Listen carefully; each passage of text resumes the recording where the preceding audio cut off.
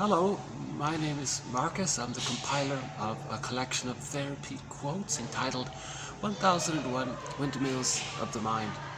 A collection of quotes taken from what's often called the psychodynamic or the psychoanalytic perspective, which long ago, as I understand it, was referred to by some as philosophical medicine, because this perspective seeks to convert repetition to memory. Once we get memory, Russell says, we stop repeating. We repeat because we don't have memory, we don't have the story, our personal narrative truth, and along with that, we don't have our feelings. So we need memory to have our feelings, and that's the trauma. If the child doesn't get their needs met, they lose their feelings, they lose their identity. I feel, therefore I am. That's emotional pain. So the person's going to recreate symbolically in the present, or see the present as a new edition of the past, magically thinking they can undo the past, or get a better or to get the correct outcome for the past in the present, but it can't be done. No one can travel back in a time machine.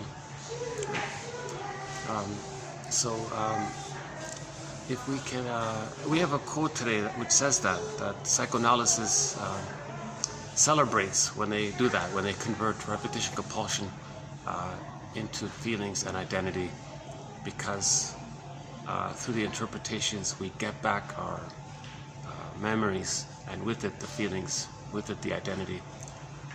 That's one sort of abbreviation of the psychoanalytic perspective. I'm having a little bit of an off day, so my delivery might not be as enthusiastic as I would like it to be. Plus I'm getting quite a bit of glare here, so this will be my first time to do this without the glasses. Yeah, it's still, I get this strong glare there, so another little change of plans. In the last video, I thought that by now for this video I'd be on a beach or in the forest somewhere, but there was sort of a change there. So I'm still sort of kind of stuck in the big city. And it's really challenging now because it's peak season. The peak season has just started. Actually, it's going to get even worse apparently. So luckily at the moment, this hotel lobby isn't too busy. So we'll see how it goes. As usual, you might see me bouncing around, looking for other relatively quiet places. Many of my recent videos took almost 3 or over 3 hours, sort of because of that. But I have to admit, the last few videos weren't too bad. In the last video, actually, I thought I would begin this video with sort of the highlight of last video. So why don't we do that here? So this is TQ therapy quote number 2300. When clients find themselves in situations that activate their traumatic scripts, what they usually are experiencing is a drama from their childhood, usually with a parent. Clients regard schemas as a priori truths that paradoxically lead them to inadvertently recreate in their adult lives the conditions in childhood that were most painful to them. Because it's timeless, the child doesn't understand time in his mind. Early on, the baby doesn't understand time. So if he's traumatized in babyhood time, he's stuck in this timeless emotional state of being afraid.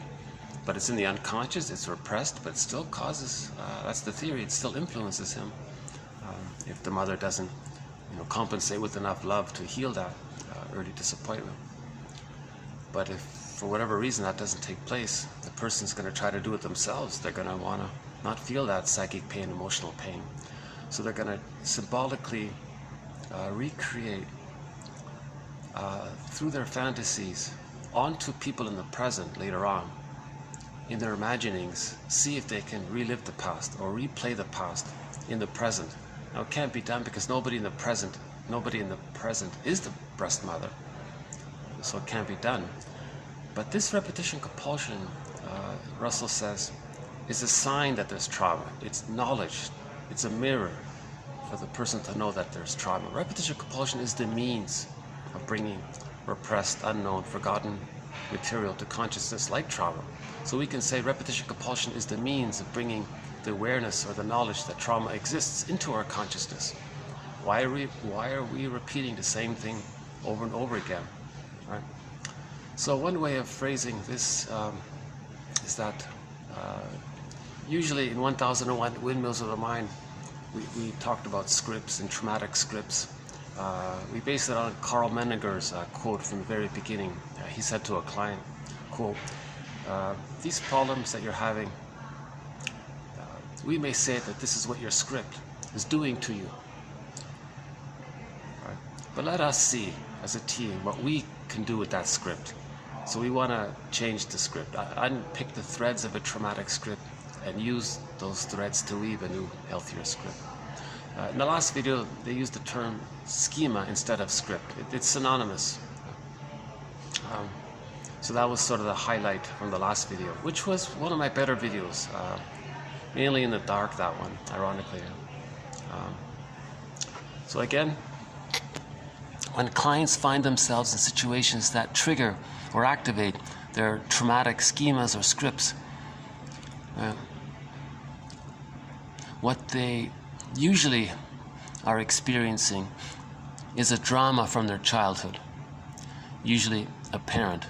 So Alice Miller calls it the drama of the gifted child. The child experiences an immense, painful double bind. He needs his love, but he's being shamed by the one who's supposed to give him the love. So that's like I don't know why they call it drama, but I'm not sure what else we can call it. So in the context of psychoanalysis, the drama means this painful dilemma that the child has to deal with. He has to relate to his mother, bond to his mother. She has immense conditions on it. The child sacrifices himself to please his mother, to accommodate his mother. And one author says to even protect the mother. So the baby's protecting the mother, pleasing the mother, while he's trying to have some connection with her. So that's the kind of drama. Now the child is doing all of these maneuvers of the mind called defense mechanisms, hence the drama of the gifted child. She means we're all children are sort of gifted in the sense that they're coming up with some ingenious ways to find this compromise, to have a connection and to manage the pain, that kind of thing. But depending on the severity, there's this innate drive for healing. The person's going to want to communicate what happened by replaying it in the present. So repetition compulsion is a communication ultimately. It's a communication of what happened in childhood. And I read a quote, the therapist said, you're replaying your childhood here with me in the present to communicate what happened to you in childhood. And I remember the client saying, oh my God, yeah, this makes sense now. So the next part is, clients regard schemas, or these traumatic scripts, as a priori truths. Sort of like, they don't question it, it's just sort of a past truth, which paradoxically leads them to inadvertently recreate in their present lives the conditions in childhood that were most harmful to them, or most painful to them. So what was the condition? The baby wanted to feel safe with his mother. So in the present, they want to create that kind of safety with someone else. But the partner is not abreast. That's called part-object relating, meaning you're using others to just take care of you. And you don't treat the other as a full person as a person in their own right, with feelings and needs, and with their history, with their situation, with their desires, with their wishes, with their goals, with their, you're not recognizing that they have an I, an ontological self, an identity.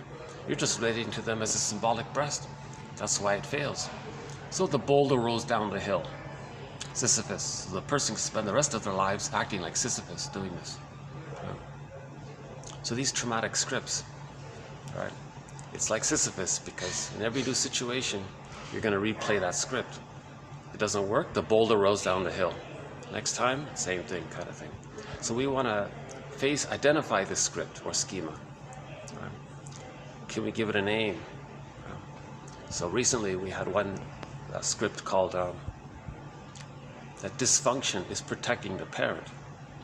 To have the attachment, the child had to protect the parent, accommodate the parent, placate the parent, do what the parent wanted to please the parent, to have the attachment. So he said, Morton Kisen is a very good quote. I highly recommend TQ 2191 and 92 of that one there, about how dysfunction equals trying to be loyal and to the parent. In the mind, we're talking about memory of the mother in the mind. Because the script was created at the very beginning. The baby laid down neural networks in his brain, a set of memories based on himself in relation to the mother, how it felt. Called a script or a schema or a blueprint, a template, a stencil, a working model, etc. Because the child thinks in images, it's more imaginal. So some people, one quote coming up says, so it has that theatrical quality to it. Things are wildly exaggerated. Amy Baer, a self-help author, puts it very simple. She said to someone, you create in the present the situations of your childhood because of the pain you're now feeling. We're still feeling it, but we don't know it. That's why we are repeating and recreating because of this pain. The pain is we lost our feelings and our identity. That's why we're repeating. So like Russell says, we repeat to get back our feelings and our identity. If we have our feelings, we can experience our feelings and our identity. Oh, we're connected to ourselves, we feel at home. So we're looking for home, we're looking for Ithaca, like in the Odyssey. We're looking for Ithaca, whatever term we use. Once we find Ithaca, we don't repeat. We can enjoy the present, be the elder in the present kind of thing. So that's a pretty good quote, I think. That quote, TQ 2300, will be added to our thread on repetition compulsion. One of the most key threads in 1001 Windmills of the Mind is this thread or chapter or e-booklet called Repetition Compulsion. That's a key thread. If you just type in repetition compulsion in the mini search engine here, embedded within this channel, you'll get all the quotes so far. Approximately 100 quotes. So that's a major chapter or e-booklet. We have 50 powerful booklets or e-chapters. One on the splitting defense, one on projection, one on the psychology of religion, the psychology of prejudice. Okay, thank you. Sugar? Yeah, no, that's good, thanks, yeah. Well, there's my overpriced, expensive coffee, you want to see? But in the last video, I was very surprised. They doubled the prices. They literally doubled it because of the peak season, the tourist season. For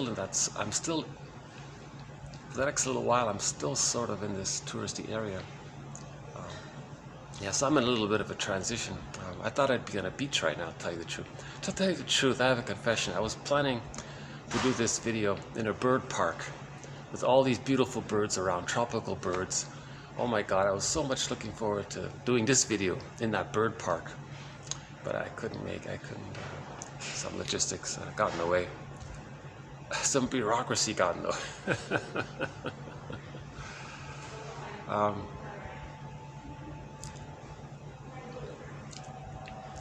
Another good quote on repetition compulsion is Paul Libby Russell's quote, TQ 2119.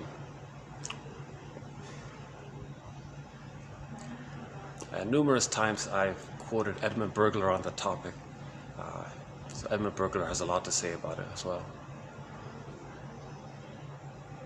But the most recent insight, I think, is by Morton Kisen, 2291 and 2292. I think it's worth, if you can forgive my imperfect, highly imperfect delivery, I think you might find it worth the 6 hours. Or just to read the quotes, that could be enough. But my discussion might facilitate thinking about it. Because it doesn't quite make sense. What do you mean being dysfunctional means you're protecting the mother and the mind? What does that mean? You're dysfunctional and you're still trying to save and protect the mother in your mind? How does that work? It doesn't sound right when you first hear it. So that's why it took me 6 hours to kind of tease that out, to feather it out, as they say. So I think I managed that, more or less. I find it very helpful, that idea. Why are we still, like, we can understand that the baby sacrificed himself to please his mother for the attachment, but why are we still doing it decades later? Okay, so that's what this next quote says. That's what this next quote is about. Because these schemas or traumatic scripts or maneuvers of the mind, these defense mechanisms that the child adopts, had been so successful in protecting them, they became solidified as a means of future self-protection. B, no longer adaptive. C, now creating problems. That's a great summary for the situation. Because these maneuvers of the mind had been so successful in protecting the baby, they became A, solidified as a means of future self-protection. Okay, that's the neural networking. That's the script, that's the schema, that's the template he creates. It worked for the baby in the first, at the very beginning. B, no longer adaptive, he's not a baby anymore. C, still using those scripts, now creating problems. So that's a good one there, 2301.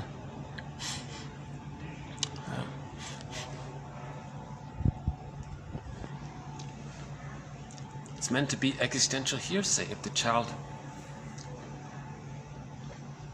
for example, uses the splitting defense mechanism. Meaning he rejects that his mother is his mother when she's painful. He said that's someone else, that's not his mother. He denies that that's his mother.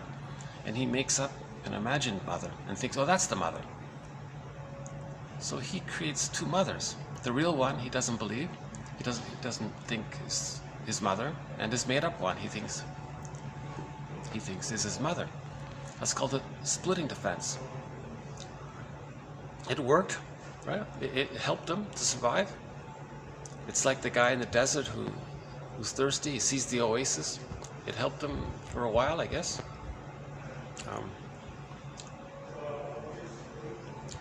But in the memory system, the imagining, that theater, the child thinks in images, the truth of the mother as being shaming, that morphs into a devouring monster that wants to eat him, and the goddess who loves him unconditionally. So in his imaginal world, in his unconscious, right, in the inferring mind or the non-reporting brain, or somewhere in the brain, he has an imagining of two mothers that he created as a stencil, as a template, like a stamp. He created it because it worked. It worked very well for him. It was highly emotional, highly charged. Okay, just think of classical conditioning. He just conditioned himself, so to speak. Now, normally by the age of 3, this all gets resolved. The two mothers become one mother, because in reality, the baby's mother was one mother. This normally takes place when the love with the mother outweighs the shame with the mother, having felt shamed by the mother. So the love with the mother needs to outweigh the shame. Then the child can accept the two sides. He can handle the two sides because he has the strength of the love side to allow him to accept the disappointing side. He can do that. It's called ambivalence. He can handle the ambivalence.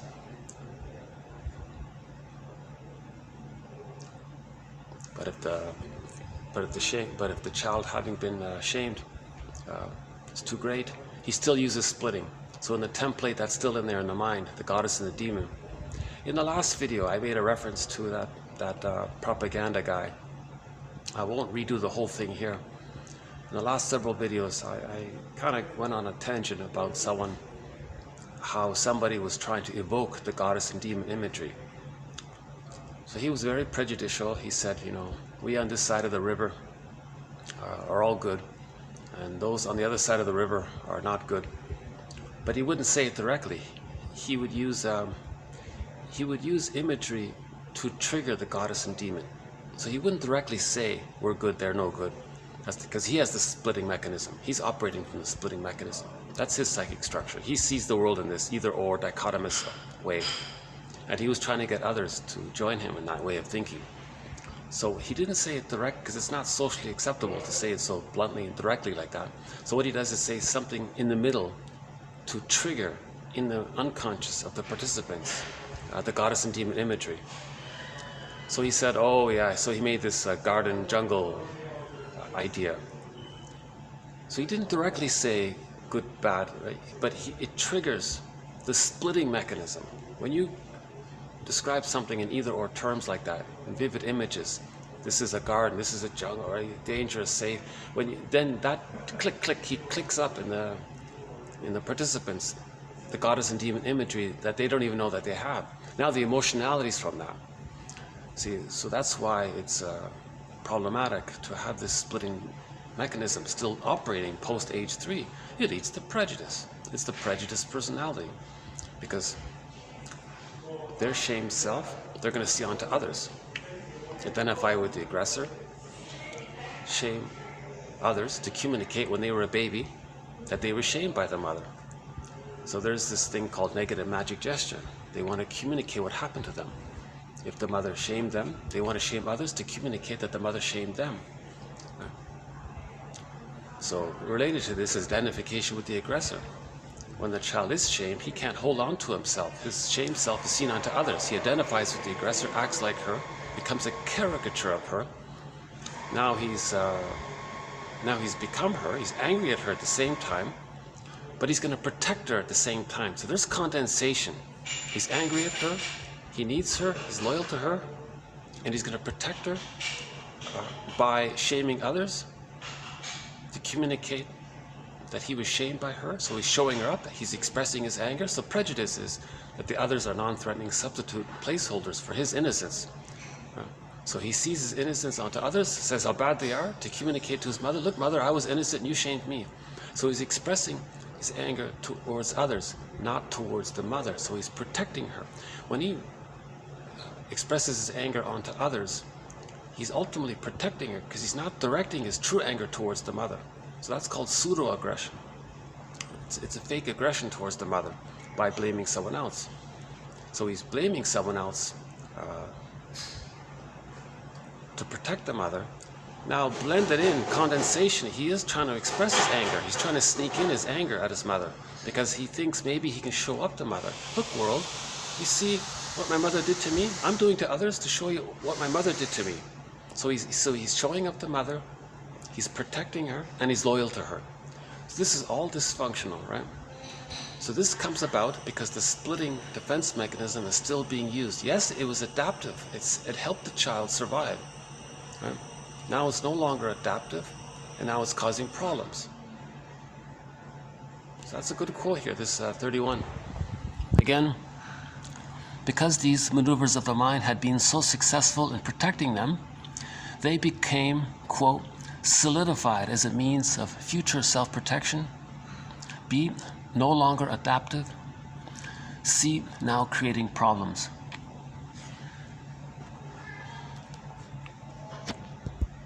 So we'll do a quote on we have a quote on condensation, I think, coming up, either today or the next video. Yeah, I hope I kind of got that idea across.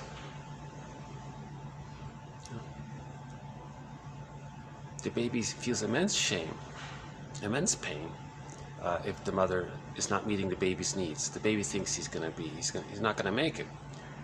He has to bond to the mother. No baby can make it on their own. So he does very desperate emergency maneuvers of the mind. He has no choice. He's got to. He's doing what he can to keep himself together somehow. So he hallucinates that the mother's a goddess. Thinks that's one thing. denies that the reality that the mother's the devouring monster that wants to eat him. Again, in the imaginal world, the mother's shaming him, the baby's enraged. He projects his rage onto the mother. It says the mother's enraged because the baby can't feel his rage towards the mother. So he says the mother's enraged.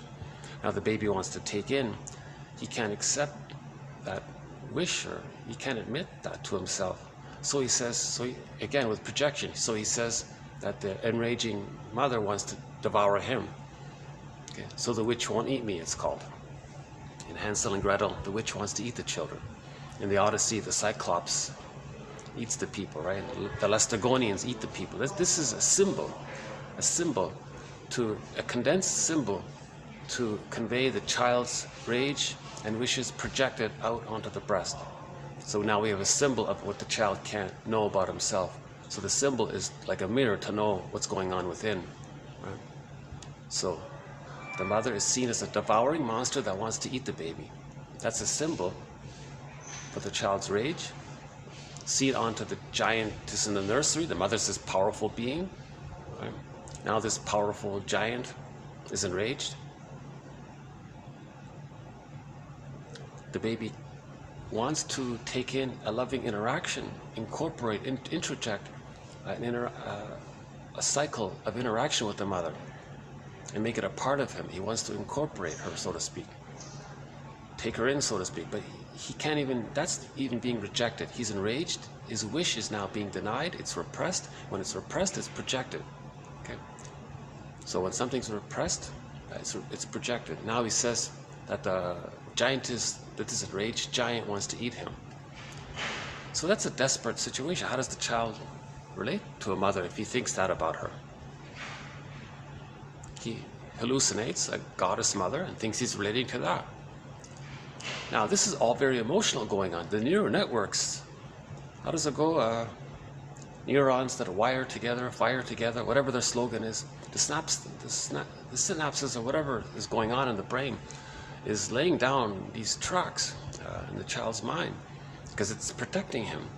Now he thinks it's set there, right?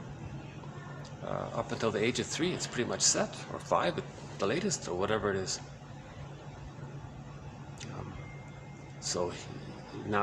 But to have that, what's meant to be set by the age of 3 is I'm okay, you're okay. The concept of the self that's been loved, the mother who's mainly loving, sometimes frustrating, but it's okay. He can see the two sides of her and himself, the two sides of himself.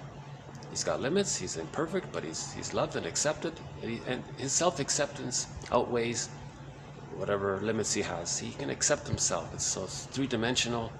It's I'm okay, you're okay. He has an I, the mother has an I. That's I'm okay, you're okay.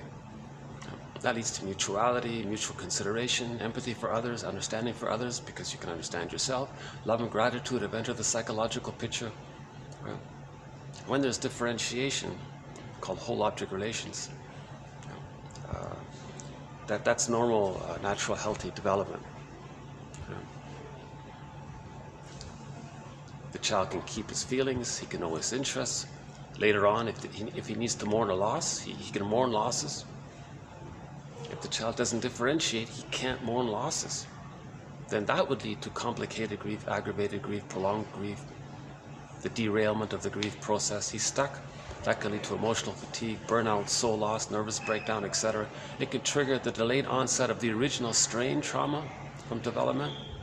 Now the person has PTSD, and he can become a curmudgeon late in life because he can never mourn losses.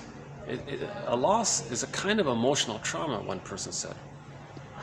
I forgot her name, but she equates a major loss as a kind of emotional trauma, because if you can't mourn it, then it's strained. Every little thing reminds you, and it just builds up. So it leads to a kind of a strained trauma. She calls it an emotional trauma. That's not bad if you read her. That's from about a week ago, that quote about emotional trauma. So that's causing problems, right? That script of splitting means he didn't differentiate. Splitting precludes differentiation. This goddess and demon in the mentality means the baby's still too enraged at the mother, too attached to this fantasy idealized image of the mother. He's too bonded with the mother, and it's split. Right? So in order for differentiation to take place, the two images of the mother have to come together to be seen so that the mother is one person. Oh, mother's one person, not a goddess or a demon in the imagining, just a regular person. Okay, now we feel safe enough to leave her. So there's a kind of a sequence taking place. First, the child needs to have the love outweigh the frustration. That brings the two splits together. Now we feel safe enough to differentiate. Sort of it's 3 steps there, right? So again, because these maneuvers of the mind had been so successful in protecting them, they became solidified as a means of future self-protection. B, no longer adaptive, right? Now creating problems. Yeah, now creating problems. If splitting's still being used, he can't mourn. He doesn't know his interests. He feels like life is on hold, that he's living the provisional life, the unlived life. When does life begin? He's stuck doing the same thing over and over again. He's not experiencing a wide range of affect, so he's not enjoying the present. So this next quote here is sort of about, ties into this. So let's continue with the next quote here. Okay, it's now creating problems. For example, the degree to which perceptions of current reality and the actualities of current behavior are determined by internally carried representations from the past. Okay, so there's the script there, there's the schema. Okay, there's the schema, now creating problems. Okay, again, the degree to which perceptions of current reality and the actualities of current behavior are determined by internally carried imagos or images from the past rather than by current reality.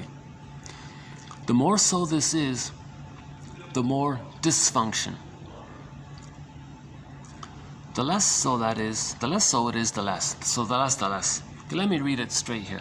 The degree to which perceptions of current reality and the actualities of current behavior are determined by internally carried representations from the past rather than by current reality. The more so this is, the more dysfunction. The less, the less.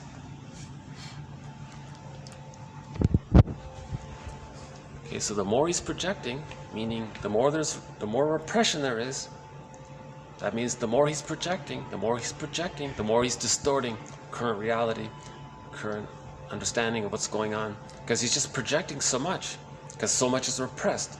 So the more a person is repressed, the more they're going to project, the more they're going to distort current reality. The jargon for this is so-called reality testing. They can't really see the reality because they're too flooded with all of this drama going on within, seeking to be witnessed. And so projection, so the witnessing, projection is the means of bringing repressed material to consciousness. Again, projection is the means of bringing repressed material to consciousness. One of our key quotes there on projection. So all of these exaggerated, distorted things he's saying, like that guy, garden, jungle, that's for him to see he's still using splitting. That means he's got trauma, he doesn't mourn, he can't mourn. So some prejudicial comment like that, that's for him to see that he has trauma. Very, very early on trauma. Prejudice, of course, is a symptom of trauma, absolutely. The splitting defense is meant to be existential hearsay by the age of 3.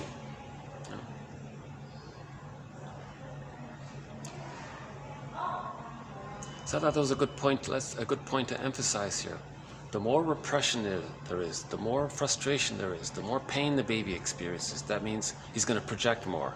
He's got to project more because there's this desperate effort to make the unconscious conscious, because that's the healing journey, to make the unconscious conscious. So he's going to project more through his behavior, through his attitudes, by recreating the past and the present, by coaxing others to play his mother or to play himself, and then he identifies with the aggressor to show up his mother, or to tell the world what his mother was like because he's become her. Right? Now, so for example, if he shames others, the other person can say, oh, you're being very negative and shaming towards me. Are you trying to say that that's what happened to you as a child?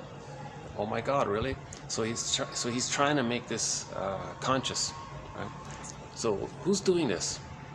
The inferring mind, the non-reporting brain, the unconscious self, the secret self, the second self, the double self is doing it. So everything that's repressed, if we were to bundle up all of our own traits that we don't know about, and it's repressed, and if we were to make a character of somebody possessing all of those traits of ours, that's the double. And you want to befriend the double, sometimes called the shadow. You want to befriend the shadow, right? Like the Phantom of the Opera story. She went into the basement. Okay, that's the unconscious. That character is not a separate character. It's a symbol of her own disowned shame, pain, rage, and all that. So she got in touch with her shame, pain, and rage. They're symbolized by that phantom, that scary dude in the basement. That's just a symbol for her, something about herself, psychic contents of her own, emotions, needs, wishes, etc. Okay, so it's not an external. So myths and fairy tales describe internal dynamics. They're metaphors for internal dynamics. They're metaphors for the inner world. Myths and fairy tales are true on the inside, not on the outside. So that story, The Phantom of the Opera, that character, it's like a metaphysical idea. It's not an actual character. It's a metaphysical idea. So that character is a symbol for her own disowned shame, pain, and rage. Right? So a very good book to read is The Double by Otto Rank. He talks about the play called The Student of Prague. It was also a metaphysical story. In the story, the guy meets another guy. He doesn't know that this other guy was him, embodying the person's own disowned traits. And he was meant to befriend him. But he couldn't get along with him. He got angry at him. And when he hurt him, he was hurt. And on the tombstone, it said, here's a guy who fought with himself and lost or something. He wasn't meant to fight with himself. He was meant to face himself and own what he sees, own all of the things he thinks about this other person. It belongs to him. So Darrow says you want to have a dialogue, so he calls it the skeleton. You want to welcome the skeleton because you can't see it, it's invisible. Right? It's the one who walks with me, who's not like me, who is me. Someone's living my life and I know nothing about him. So Darrow calls it the skeleton character, the double, the second self, the secret self, the unconscious self. So you want to welcome the skeleton. Again, metaphysical idea. You want to welcome the skeleton to the fireplace, give him the best seat, treat him as an honored guest who had a right to be, who has a right to be. He's a wise teacher, like the phantom guy, a wise teacher. Now again, the skeleton just represents this unknownness about ourselves. Now this unknownness about ourselves is a wise teacher teaching us that there is a conquest of the self, meaning we can know ourselves. We can know ourselves. We can reclaim what we lost. So Robert Bly says, by the age of 5, so much of who we are gets put into this bag. And we want to get it back in. We spend the rest of our lives trying to get it back in. Sorry for all of my mistakes here. I'm really having a kind of an off day today. I hope somehow still some of this is worthwhile. I hope the value of my delivery outweighs the frustrations of my imperfect delivery. So we're going to get a few interruptions. But to my surprise, to my immense surprise, we've been at this now for 30 minutes. With a little luck here. Nice weather. Maybe it's the nice weather. How's it with the glare? Is that still there? The glare, yeah, it's still there. Should I keep it with the glare? Okay, the next one here. Now the remaining quotes primarily comes from a book I came across. A very good book, dated 1930. Oh my God. This book, it's called The Structure and Meaning of Psychoanalysis by 3 authors here.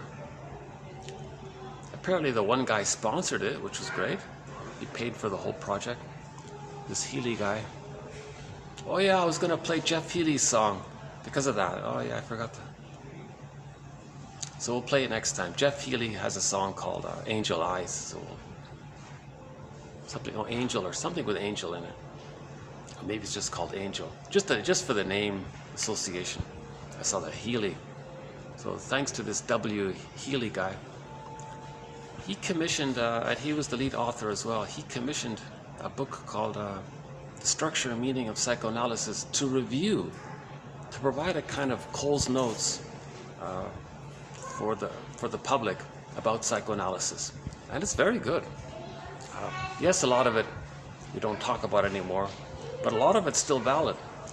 So I just plucked out a portion of quotes from this book here. Now keep in mind it was written in 1930, almost 100 years now. But a lot of it's very good. So that's another few of these ones here. Yeah, I think this first one is very interesting. Let's see what you think about it. This is also for the viewer to think about for themselves. This one here. Okay, TQ 2303. The favorite child frequently is invested with love that formerly was directed to the favorite parent.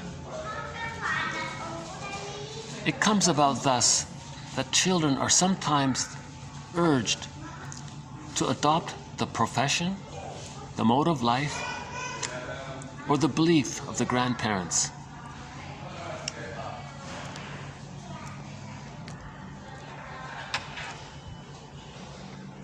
So the parent has a favorite parent, right?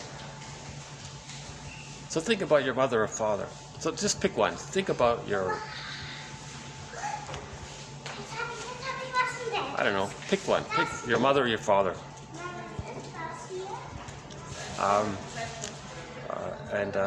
So let's say you pick your father, let's say. Who was your father's favorite parent? Right?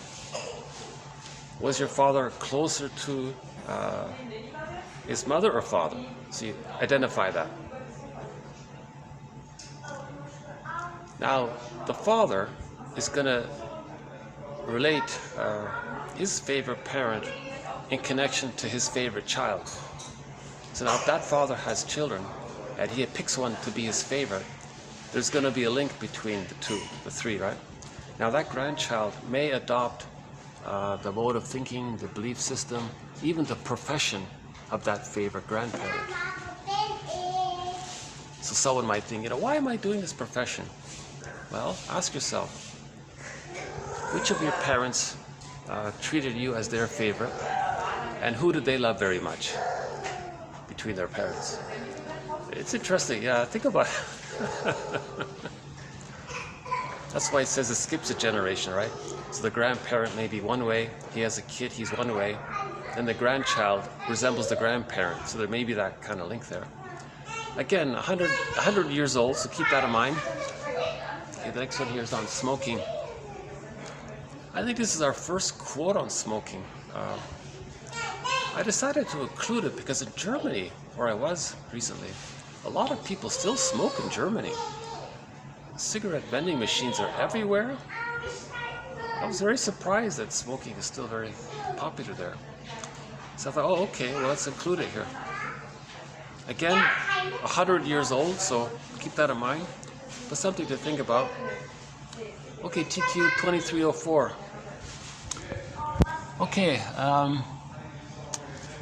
Okay, so Professor Stark here thinks that it is probable that feelings of loss continue to exist in the mouth.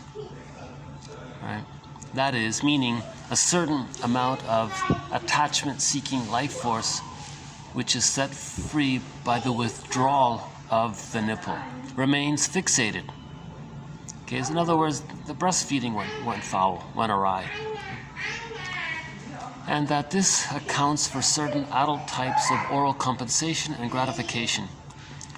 He suggests that people may be divided broadly into two types on this basis. Okay, so number one, association with the color and form of the missing organ. Okay, so they're the smokers. Okay, so the smokers. Okay, the missing form and color of the breast. So most cigarettes have the same color as the breast, and the form, that's the nipple. Okay, so in other words, and to say it in blunt terms, there's an unconscious link between the cigarette and the nipple. Right? Number 2, association with the taste of mother's milk. Okay, so these are eaters of sweets. Right? So these are your desertaholics or chocolateholics or something. Whoa! Okay. There's a young family there.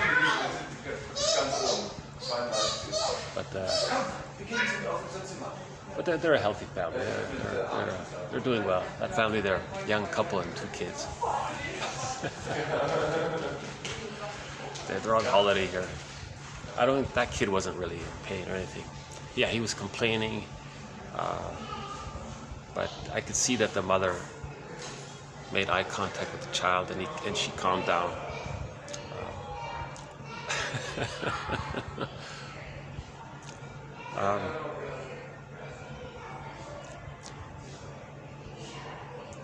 Yeah, it was the older kid and the younger kid. The younger kid was screaming. So the younger kid tends to have a little more leeway, right? The first child feels the most responsible. They have a lot of the pressure on them. The first child is usually absorbs a lot of the parents, so they're more responsible.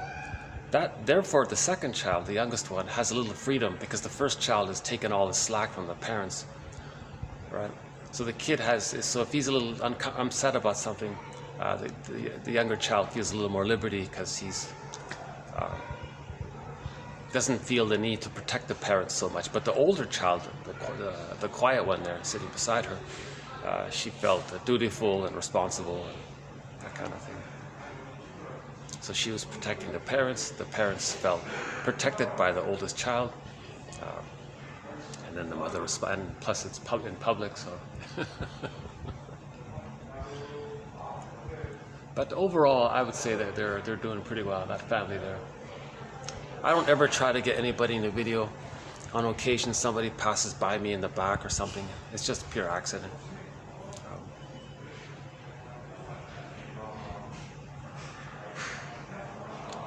Yeah, Adler talks about birth order, right? The youngest sort of has the most freedom or something. They're the most playful, the most entertaining kind of ones. Sometimes it's the middle that feels out of place or something. Sandwiched out, they said. So it's a lot of middle children have problems, they said, on average. But that's an old idea. We don't know right now. Yeah.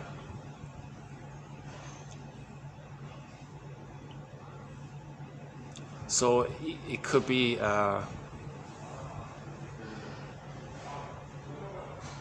so when we feel stressed, we regress to where we felt safe. So the cigarette or the sweets can do that. So I don't think a person who eats a lot of sweets should think that they're somehow different or healthier than people who smoke. They're sort of in the same area because the sweets is just the milk, the focus on the milk, and the cigarette is more focused on the connection to the mother physically, right? Just an approximation, it's very incomplete. I'll see if I can update it in the future if I get more clarity about it.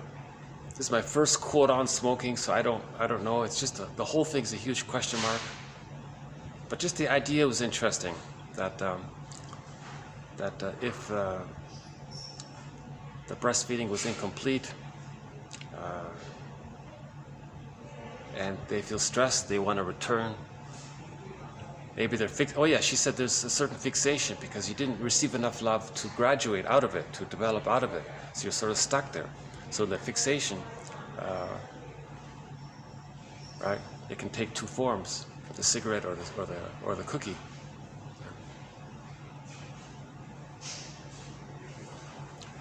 Okay, next one here. Okay, the next three are from the same book, but they're quoting an author I have put on the shelf. I find this guy's writing way too over the top, dramatic. I don't know where he's coming from, but he's a big name in psychoanalysis. So the next three are these three authors referencing him, saying something that he said. So according to these three authors back in 1930, this guy Carl Abraham said the following. So we'll do three in this area. Okay, so bitter biting speech, or bitter banter, bitter biting speech, may be a sublimated form of oral impulses to bite and take in the mother's loving presence. So a lot of people are very sarcastic and they're bitter and they have this angry, bitter, sarcastic speech. Maybe it's a symbol of an echo of when they were nursing. They're they're angry at the mother because she's not breastfeeding, she's prematurely weaned or something, and they're biting because they want to take in, and they're angry and they want to take in. So the anger and the need to take in is expressed later on in bitter biting speech. That's what he says. Okay, next one here. The client's desire, so a female client, so they're talking about some woman here. So this woman, this female, the client's desire for revenge on the man. So she had issues with men, this woman here. Okay, for example, there was a tendency to direct the object choice toward passive, effeminate type of man with whom the wife can daily show her superiority. Yeah. So this woman was so angry at men, meaning angry at the mother, transferred onto the man. The theory about that is that the father was the last hope for the daughter. The mother is shamed by the daughter is shamed by the mother, but she can't direct her anger at her. So she protects her mother for the attachment by directing her anger at the father. That's how she protects the mother. Now she displacing her anger at the mother onto the father. Now the father's getting all the blame. At the same time, the father was the baby's last hope, the child's last hope, but the father can't be the mother, so it's a failed situation. Right? Now the best thing is maybe the father could intervene and talk to the mother and say, why are you shaming your daughter? Let's go to the therapist or something. What's the problem? Talk to me. So maybe the father could have helped her daughter by talking to the mother. So the father didn't even do that because in most cases the father just thinks the mother knows best and stays out of it. Right? Why doesn't the father intervene? Hey, why are you using the bottle and why aren't you breastfeeding? That's the essence of being a mother, to breastfeed and hold the baby, and you're refusing that. And the mother, we had one quote, the mother said, well, no, I don't want to breastfeed. I got to go to the office and have some power over the guys at the office. Oh my God, why didn't he, we got to talk about this. What's more important?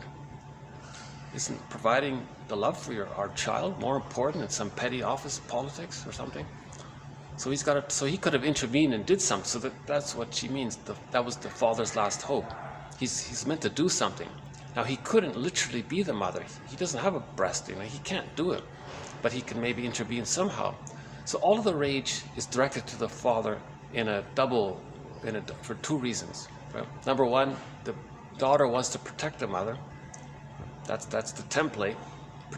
Okay. So the template is don't express anger at your mother. That's how you have the connection. So that's how she's protecting the mother. But she has the anger, so she displaces it onto the father. Simultaneously, the father she transferred her needs onto the father. So she transferred her needs onto the father for help. So she transferred her needs onto the father, but he can't do it. She asked the father for help. He didn't do it. So there's a lot of rage on the father now, right?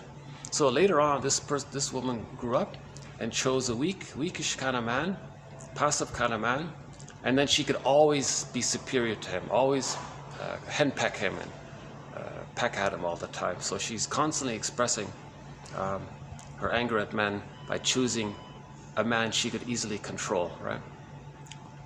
So so that daughter who didn't get the love, she identifies with the aggressor, chooses the innocent husband, shames the husband to communicate that when she was a baby, her mother shamed her. So she's caught in a script called negative magic gesture, shaming the husband to communicate that when she was shamed by her mother. Right. Next part here. There's a great disinclination to follow the lead of the man. Okay, another variation is that this client would never do what the man suggested. The man said, let's do this? No, let's do something else. Even about conversations, he would like ask her about her opinion about something. Oh, I'm not going to take your lead. Right? So she would never let the guy take the lead, right? Like in a dance, it's back and forth maybe or something. She would never let the guy have his way or something. It always had to be her way. So that's again her anger at her father projected onto the men, right? Resentment at being kept waiting. Okay. Now she was always waiting for her mother's love. The daughter was always waiting. Mother, when are you going to love me? Where's the food? Where's your holding? So she's very angry at all of this waiting that took place. Later on, in married life, this may take the form of revenge, of keeping the husband waiting on every occasion. So the wife says to the husband, yeah, I'm going to do some shopping. You wait here. I'll be back in 10 minutes. And she keeps him waiting. And on every occasion, she keeps him waiting. Right? And she loves it. She loves taking revenge on her father. She's blaming her husband for what the father couldn't do and failed to correct. And this can be seen also in the intimacy area. Erotic interest attracted by weak or wounded men. Such women have particularly strong feelings of inferiority and feel an affinity with the man who has lost his, quote, superiority. So one variation of this is that the woman is only physically sexually interested in a guy if she sees that he's somehow weak or wounded, that, oh, he's inferior, that she's superior, that gives her the safety. Then she feels, because of that safety, then she feels more romantically inclined. A frequently expressed desire for great personal beauty or to be wooed by great and important men. So that's the replay. The great and important man, that would be the great father who's going to provide what the mother couldn't provide, protect her and save her and give her what she needed. It's not going to happen. The great beauty, I guess, is just preserves the narcissism, right? Because the wounded child takes refuge in the narcissism, right? The child who's fixated early on is fixated at a place where they thought they were a little god. Perfect. So they chase this ego ideal, this grandiose part self, this glorified self, this idealized self, infantile megalomania. Okay, so in Narcissus, he looks into the pool of water, he sees a reflection of himself. This reflection of himself is the concept that he has of himself, that when he was either in the womb or nursing, he was a little god. He was so important, perfect, powerful, beautiful, whatever. Yeah. Now he's chasing that. So the woman chasing cosmetics and beauty, they're still in that area, depending on the degree of it. So a very good self-help book is called The Object of My Affection is My Reflection. The reflection is the memory that they did feel important at one point, and they're chasing that because they didn't get the love to advance out of it. And they're angry. So they might have rescue fantasies, and they might be narcissistic to preserve that because they didn't get the love to know themselves. So the default is they go back to the narcissism if they don't know themselves. If she doesn't have her identity, she just reverts to the time when she felt safe. That was when she was. It's called infantile megalomania, primary narcissism. So again, the baby in the womb, it's all about them. All of their needs get automatically met. They think they're little God. Unconditional hallucinatory omnipotence. After birth, maybe he makes a gesture. Magical thinking. He does everything's there to serve him. It's all there for him. The placenta takes care of everything. The breast mother takes care of everything. He's so important. So that image is called the glorified self, and he's stuck there and he's chasing it. He's always looking for that one-up status because that's where he was. So he takes refuge in the grandiose part self. They take refuge. They're hiding in there, and now they're hiding in an image. It's a phantom. The baby wasn't a little God, but they're chasing this image and they think that's their identity. Hence the search for great beauty, I think. And then the great and important man, that would be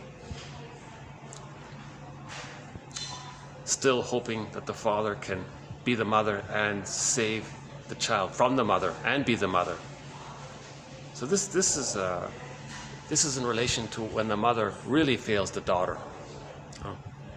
So the greatest hurt of all, Karl Menninger, the greatest hurt of all, quote, mother failed me. Now it might not be her fault, we're not blaming her, we're just trying to understand.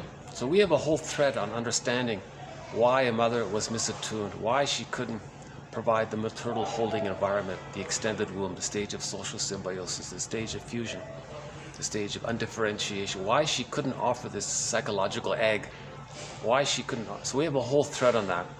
Right? It's not her fault, but we have a whole thread to help explain it. Part of it, I don't know, it takes at least an hour to cover that area. But, okay, last one here.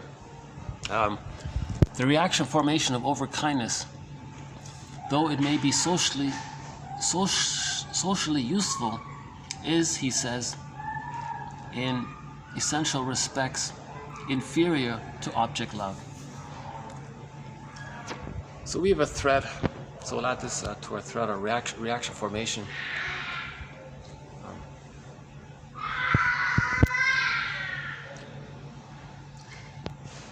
By the way, do you want to see that? I've already showed you this little room I'm in here.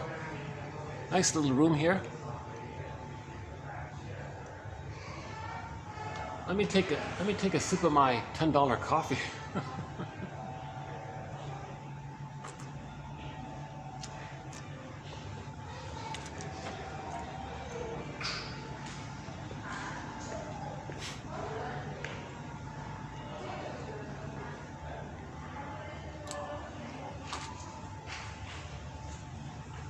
Some old black and white paintings from the who knows when.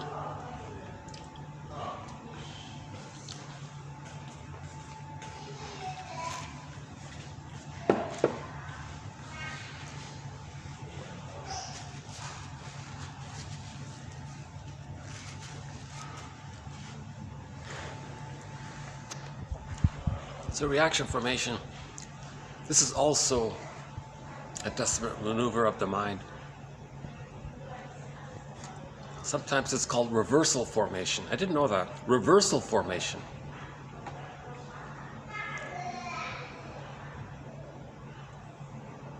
In this example, so in other words, you consciously believe the reverse of what you unconsciously feel or need or wish. So usually it's with the vices, right? Somebody wants to be messy and sloppy, but for whatever reason, it was prohibited. So to stay in touch with that wish to be messy, they're hyper obsessive about cleaning. Maybe unconsciously they want to be messy, but they don't know it. So something you want but you can't accept, you communicate it or act it or be in its reverse, the reverse. So that's called reaction formation. So the woman who's very kind, in this example, the woman who's very kind to her boyfriend, it's very socially useful. But that's different from authentic love of I'm okay, you're okay. If she's just being kind, it's because she can't face her hate to the guy. Maybe she hates the guy, but she can't admit it, so she's nice to him. That's called reaction formation or counterphobia. That's still a work in progress, understanding reaction formation. The update is that it's sometimes called reversal formation. Okay, let's move on to the next one here. Let's see. For the neurotic, the unconscious is always victorious and seizes its satisfaction at the expense of the most elementary interests of the ego.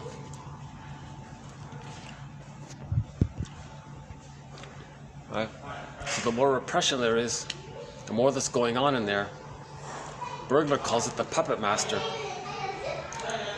So let's talk about displacement. If the person is going to be dysfunctional to protect the mother, the puppet master did it, the script did it, the schema did it. So it was victorious. Now you may consciously think otherwise.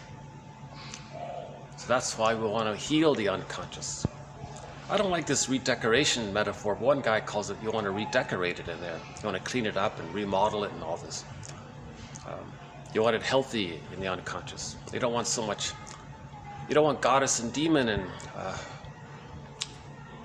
things morphing all the time.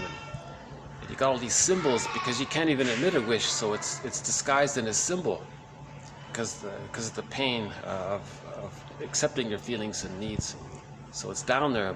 It only leaks out in the form of a symbol. So you got these symbols in there. Now you got this whole imaginal world in there, forest of the imagination in there, as symbols for our feelings and needs that got repressed because of the misattunement, malattunement, the bottle and the schedule, being removed at birth, making the baby cry at night, using the baby to protect the mother, or using the baby as a teddy bear for the mother. These kinds of things, right? The child loses so much down in there. It's in there, right? Altogether, it forms this. It seeks consciousness, right?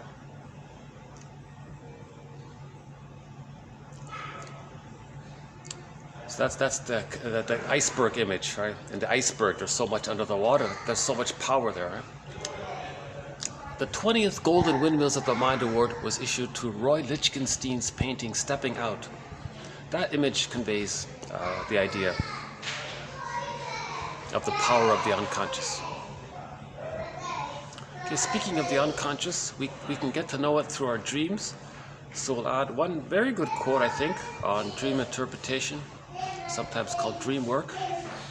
Okay, so there are 4 or 5 parts here to it. Okay, Dreamwork. Okay, A, displacement. It's part of it. Right? So displacement is, in the dream you're angry at one person, but you don't want to admit it, it's too painful. So in the dream you're angry at another person. It got displaced. Okay. Condensation, an image can hold many ideas at one time. It's jam-packed. I noticed that a lot of images are jam-packed with ideas. The Cyclops eating the people, that's a jam-packed, condensed image of the baby's rage, the baby's misperception of the mother, or the perception of the mother from the baby's point of view, the baby's desire to take in, project it onto the mother. So that image of the Cyclops, it's a condensation of several things, right? Symbolization, due to censorship. I'm not familiar with this, but it sort of makes a little sense. If the person wakes up in the morning, what was that symbol? So something stood for something else. It was a symbol. And in this psychoanalysis, even people can be regarded as a symbol for something else. But that's just an imaginal. He means when you transfer something, this represents something else. That other thing could be a person. They call it the process of symbolization. So the process of symbolization is that something is holding a meaning for something else. That takes place because the dreamer couldn't even admit something he needed, that he felt, some memories. So it comes out in some kind of symbol. And then a lot of people dismiss these symbols as nonsense. But that's the psyche's drive to make the unconscious conscious. There's this constant drive to make the unconscious conscious.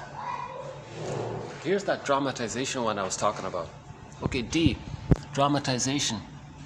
The manifest dream mainly depicts a situation or action and because it involves much more visualization than verbalization, may be said to resemble a theater production. Okay.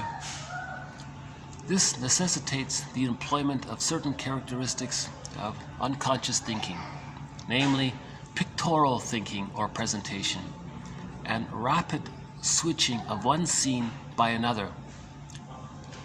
Mere visual sequences standing in the place of logical causal connections. Okay, that's why the flipping it takes place so quickly in the dream. One scene, click another scene, click another scene, it flips because there's no language to thread it along. But there is a thread. You have to make it somehow. One has associations that lead to something else, then the associations there lead to something else. So TTAQ, you wake up in the morning, TTAQ. Give the dream that you had a title. Identify sort of the theme of the dream. What's the main affect or the emotion? And Q. What is the puppet master? What is the puppet master asking you? What is your double self asking you? What is the skeleton asking you? What is the Phantom of the Opera asking you? So that's important, right? TTAQ. Title, theme, affect, question. So we're trying to make the unconscious conscious. Okay, the next one here, secondary elaboration. The filling out of details as the dream becomes apprehended in consciousness. So he says there can be some free association. So after you do TTAQ, you might have to guess a little bit and fill in some details. Secondary elaboration. So that's what Goethe said, right? He would write down what he knew and then poetically elaborate to see if he can fill in the gaps. That's a good one on dreams. Yeah, rationalization. Another key thread to 1001 Windmills of the Mind is rationalization.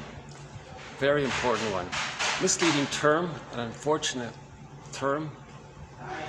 A very unfortunate term because people might think, you mean you're being rational? No, it's the opposite. It's the opposite. You want to give the appearance of being rational. So you're creating something that sounds rational to hide the truth. So it's a lie. Rationalizations are convincing lies because you're using pseudo-logic, fake logic.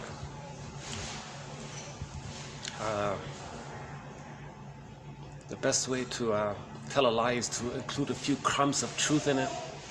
A half-truth is the father of many lies. This is rationalization. You want to create something to mask the truth. The true motive, you don't want to admit it. So you cloak it over with something that sounds reasonable. And you want to believe it yourself that it's reasonable, and you want others to believe that it's reasonable. So that's called rationalization. It's lying, basically, self-excuses, and you don't often know it yourself, right?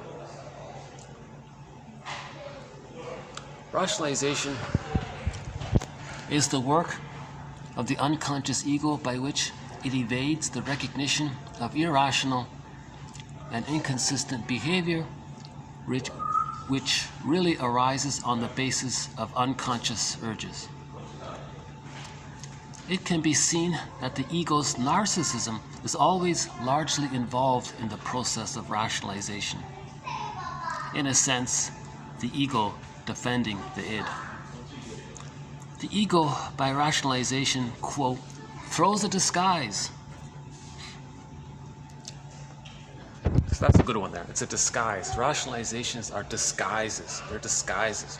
If you listen to someone with the narcissistic pattern, the bully pattern, the Iago pattern, the lower functioning BPD pattern, and a few other personality patterns, even those with the codependent pattern to some degree, what they're saying, it's often a disguise.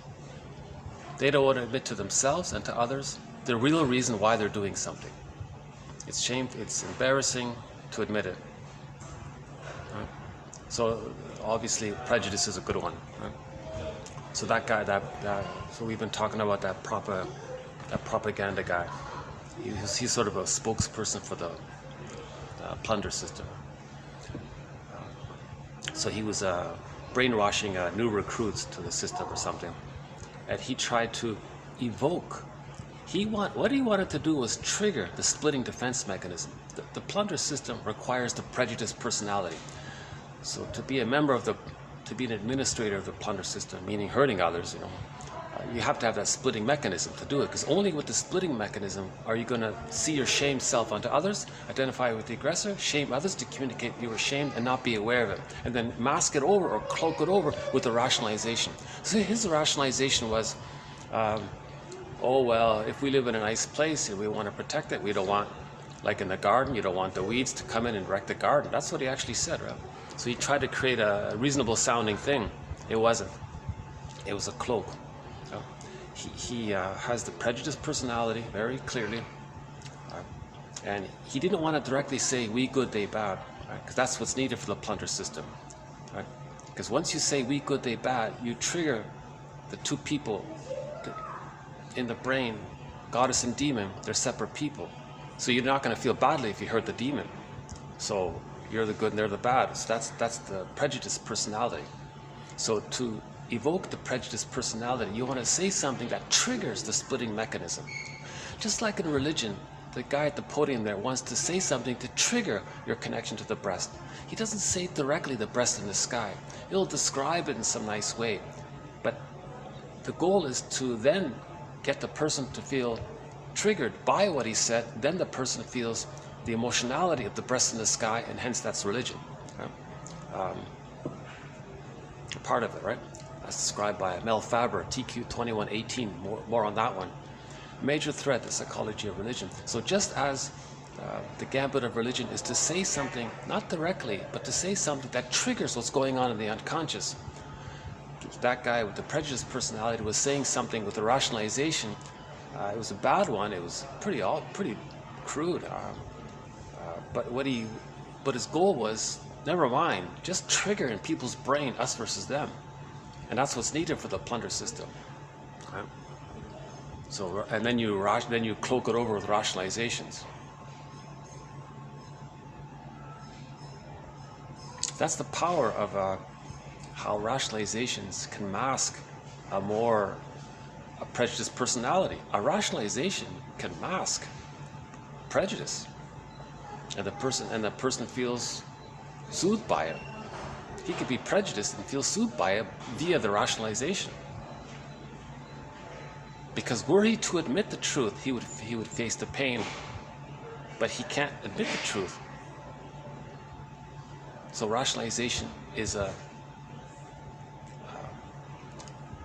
all defense mechanisms deal with anxiety. So first there's the prejudiced personality. That's the splitting mechanism. That deals with the anxiety. Right? Remember the baby had to split the image of the mother, goddess and demon? That dealt with the anxiety. Now, there may be some anxiety leaking through by that. Well, create a rationalization. That's like another layer. So you got it's layered over, right? So now he has several layers of defense mechanisms hiding the anxiety. So Bergler says you want to peel the onion, you got to ultimately you get down to either still protecting the mother. Bergler calls that psychic masochism. You're accepting dysfunction and the pain to stay bonded to the mother, because that was the template, that was the script. The schema started early on. It helped the child to survive, but it's no longer adaptive and it's now causing problems. Now, this causing problems is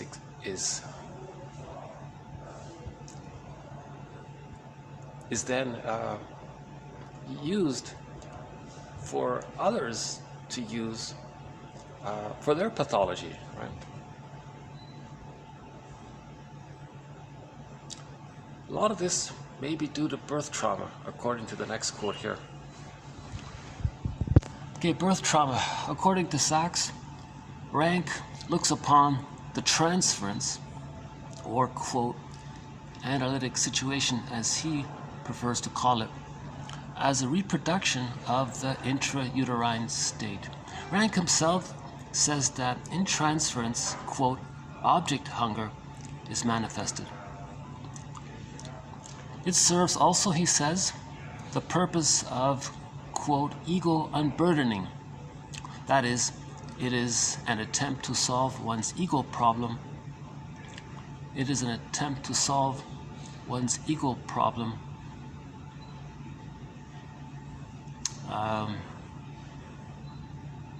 using the object.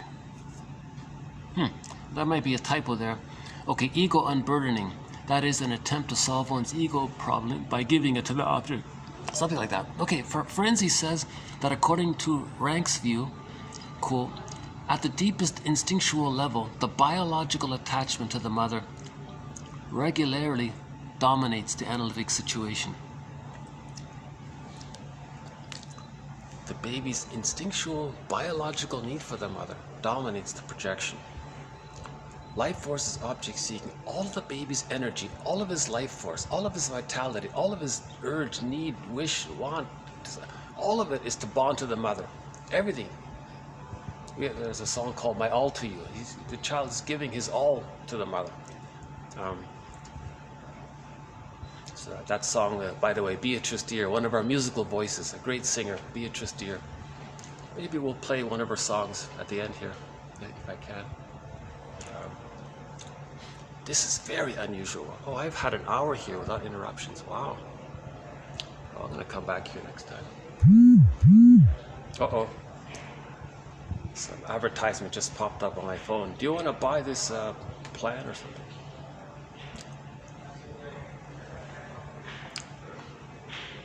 Okay, hold on a sec.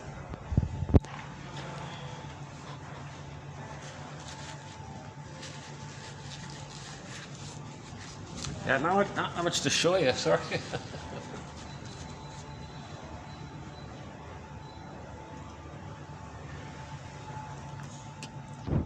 you need a little distraction, there's not much to show you. That's why I was going to do this in the bird park. Oh my God. Every time I needed a distraction. Actually, I was planning to do the whole thing just showing you birds. I was going to walk around with my laptop. Actually, I was going to see if I could print it out. Walk around showing you the birds the whole time. I had this vision that you'd see all these beautiful birds while I was talking about psychoanalysis. That would have been a fun video. Oh my God. So it's on hold. We'll, in the future, I'll see if I can get there finally.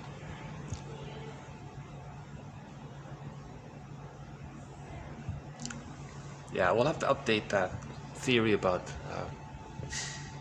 the symbolism of birds. What's his name? One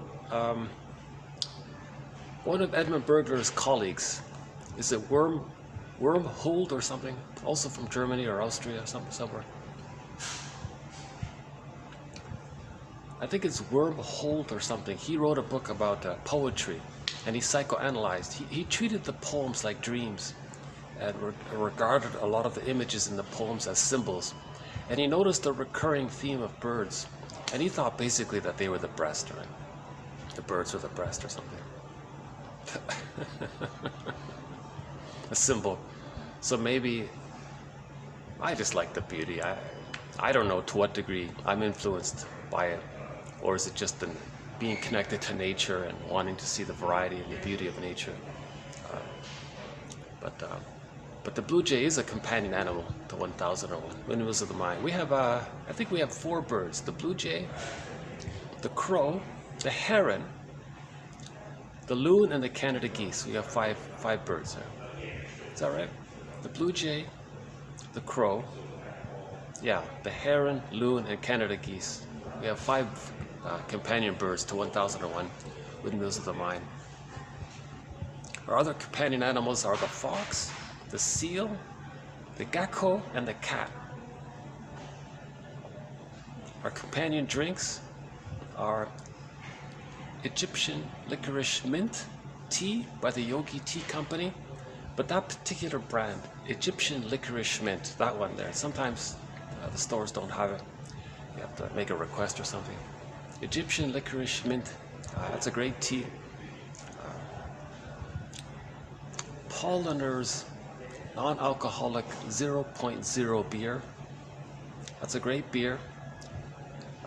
If beer is liquid bread, then this would be liquid, fresh, wholesome, fresh out of the oven, organic bread. That's a great beer. Non-alcoholic 0.0 by Polliner. That's a great drink. The third one is very hard to find. I can't find it. But it's a companion drink because it got me through one long winter once, so it really helped me. It's called it's an apricot wine. Not expensive. It's not strong.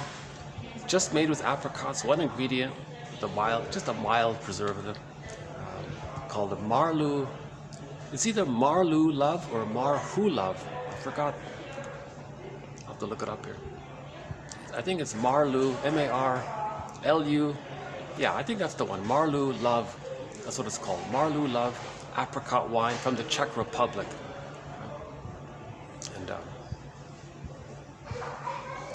And we might be adding a fourth companion drink. It's a plum wine from China, a very good one.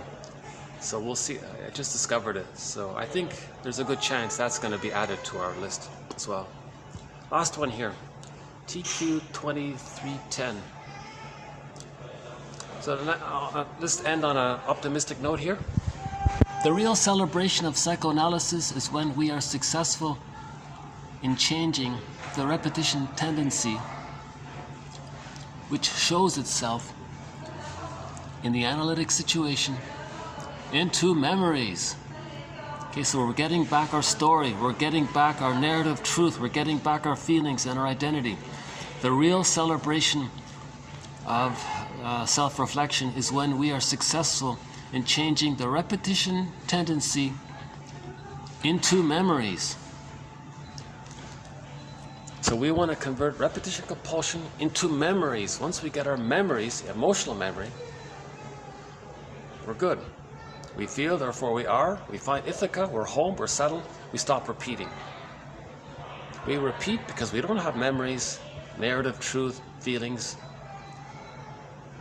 We repeat because we're searching for them. Once we find them through the mourning process, the grieving process, understanding, healing splits, unconscious ambivalence, forgiving the mother, differentiation, and so on, then we stop repeating. Right? So the goal is to stop repeating. We're repeating because we're hurt, we're traumatized, and we're trying to be unhurt. It's Sisyphus because we can't travel back in a time machine. So the solution is to face it, accept the truth. The truth will set you free. So the feelings are starting to come in. As we feel, we get our identity. Then we are emotionally free from the script, the traumatic script. Right?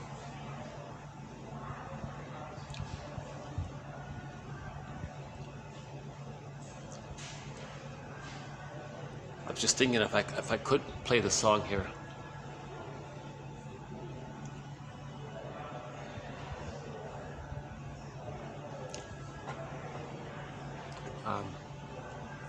Got some good quotes here. I think these are some good quotes in here today. I think we got some good content. The first one was, when clients find themselves in situations that activate their traumatic scripts, what they usually are experiencing is a drama from their childhood, usually a parent. Again, when we find ourselves in situations that activate our schemas, our traumatic scripts, right? The template, the coping mechanism, the defense mechanisms that we created in babyhood time. When we find ourselves in situations that activate them, what we are usually experiencing is a drama from our childhoods, usually with the parent. We regard schemas as a priori truths, right? Why? Because they were so successful in protecting us, and they became solidified as a means of future self-protection.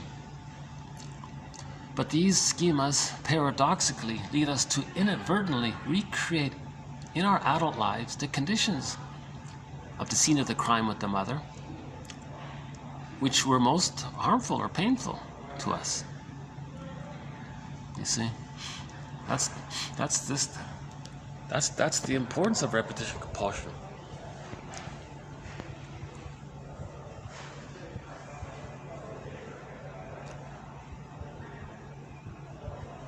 In the narcissistic pattern, for example, well, think about the bully pattern. They didn't enter into the egg with the mother, so they want to force a lackey to be the breast for them, but it can't be done.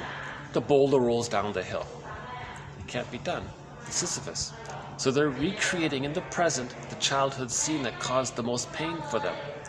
Okay, the most pain for the bully pattern is that they didn't enter into the maternal holding environment with the mother. So they want to recreate it in the present with the lackey. It can't be done. The boulder rolls down the hill. Right?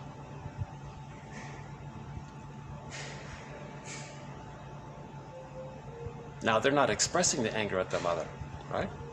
They're expressing the anger at the lackey. So they're protecting the mother. Because in that case, with the bully pattern, the baby discovered that their feelings and their needs were unwelcome by the mother. The baby felt, what, mother? My needs, my wishes? It's a problem for you? Oh, don't worry, mother, I'll take care of you. I'll squelch them. I'll sacrifice them. And later on, I'll displace them onto the lackey, and that's protecting you. Does that work? Now there's a template, there's a memory of this deal with the mother, and that's the connection he has to the mother. So the bully pattern, every time he's aggressive towards others, he's being loyal to the mother, his original mother in the mind, now in the mind.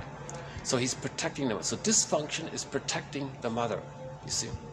That's why it causes problems later on. It's no longer adaptive. It doesn't work. The lackey can't be the breast mother. No longer adaptive. And now it creates problems because what if the lackey says no to the bully? He's enraged because he experiences the existential anxiety of persecutory anxiety of what the baby would feel if he didn't have any connection to the mother. So that's a good one there, 2300. I think that's a very good quote. And I like 2301. Because these maneuvers of the mind had been so successful in protecting them, they became A, solidified as a means of future self-protection, B, no longer adaptive, C, now creating problems. Of course, the person's getting older and older, the problems doesn't work. As they get older, they try again. Their resources are weaker. The problems feel bigger, so that it's creating problems for the person. Russell says a person can have 20 lifetimes being dysfunctional. It's not going to save the mother. It's not going to fix the mother. It's not going to heal her. Right? The child is still trying to heal the mother. The child is still trying to get the good mother, to get the love they need. That's how powerful this bond is that the baby needs the mother so greatly. You know? That's a good one. 2302, that's a good one. The more pain, more oppression, the more distortion. That's a good one. This one about doing what your grandparents did because your mother or father had a close connection to one of their parents. It's an interesting idea, right? So let's say the grandparent, I don't know, loved,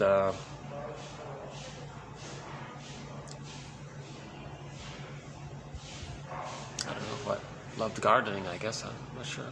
Let's say the grandparent was really, loved gardening a lot. Now that grandparent had let's say he had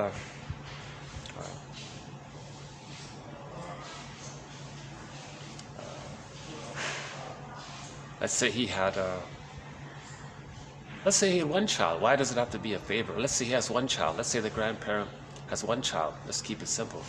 Now that child is accepted by the parent. So the child was the favorite child to the parent.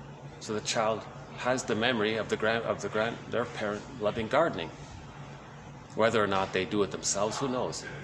But now that parent has the emotionality of the love of the parent who loves gardening.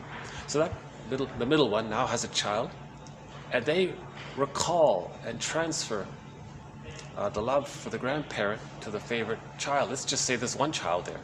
The child's going to somehow pick up on this. Apparently the child's going to somehow pick up on this and start and have an interest in gardening. Now the grandchild suddenly loves gardening, and the father may not be into it because of the love transfer. You see what I'm saying? In other words, all of the yearning and love that the parent had for the parent, if the parent loves their child, that love is like a river that carries the material across or something. A little bit. I'm not sure. I'm not really sure how to describe this. The smoking one. Yeah. Okay. Interesting. Bitter, biting speech may be a sublimated form. Okay, to take in the mother. Oh yeah, the woman who. See, there's a lot going on with this one. This is actually pretty condensed. The daughter wants to protect her mother. Okay, so the mother has a daughter. The mother herself was uncomfortable in her life of when she was a baby. So she has a daughter, and she says, wait a minute, this reminds me of me when I was a baby, what happened to me. So she's uncomfortable already because she's triggered. So now she's anxious. Now the baby picks up on some of this and sacrifices herself in response. Right? It's called a moral defense. The child says she's no good, the mother must be seen as good. So the daughter doesn't get her needs met. Okay, now the father's around, so now she has great expectations on the father as her last hope, but the father can't do it. Yep. Number one. So that's the disappointment there. It's not the father's fault, he can't do it. But number two, the father didn't intervene to fix the mother, to help the daughter. Right? So there's a double insult. So now she's really enraged because like there's two chances for the father. The father had two chances. The first is forgivable, he can't do it. But the second, that's the ultimate betrayal. It's a double betrayal.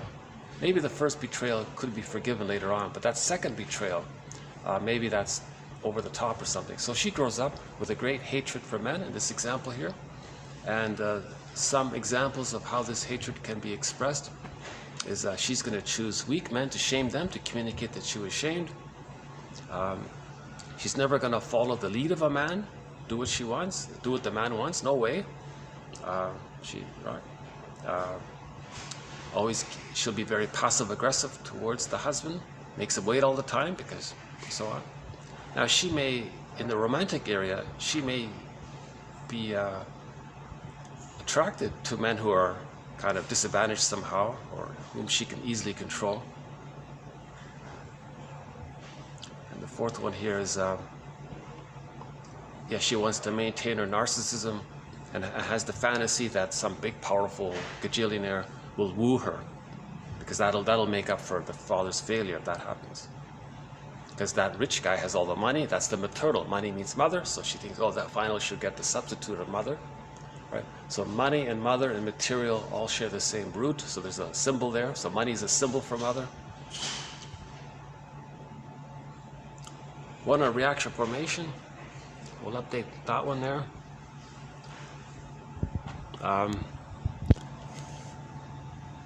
The power of the unconscious. The dream work here, I like this one about the dream work. That's good there. Good summary here. Displacement. Okay.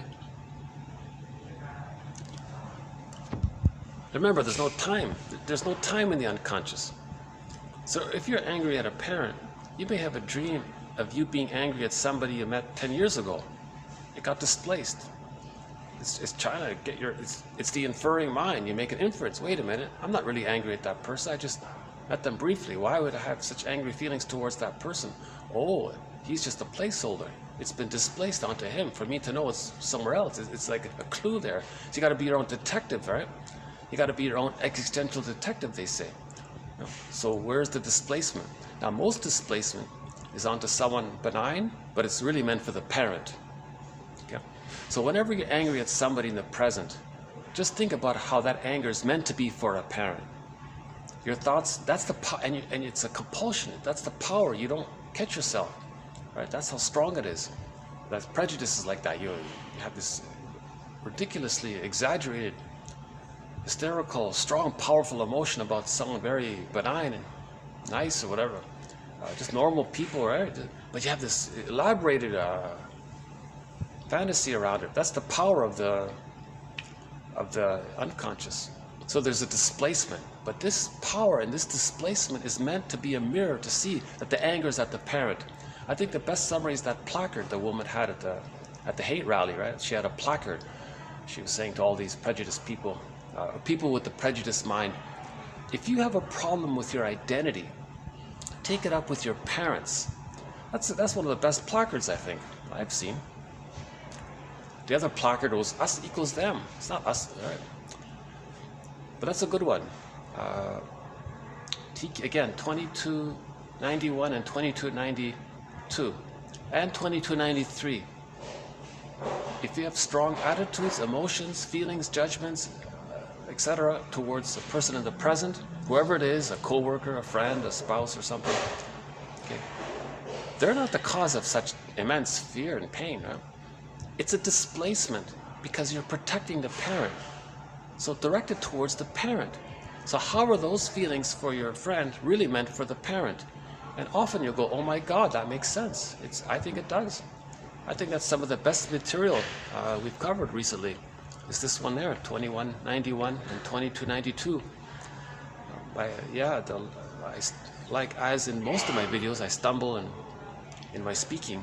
But if you can get the message, if I can somehow help facilitate the delivery of that message, it's there. The message is there. That, by the way, is won a Golden Windmills of the Mind Award. That material by Morton Kissen in his book Affect, Object, and Character Structure, chapters 8 and 9. So those two chapters, chapters 8 and 9 of Morton Kissen's book Affect, Object, and Character Structure. That has won a Golden Windmills of the Mind Award. We have 21 Golden Windmills of the Mind Award issued. That was the most recent one, that one there.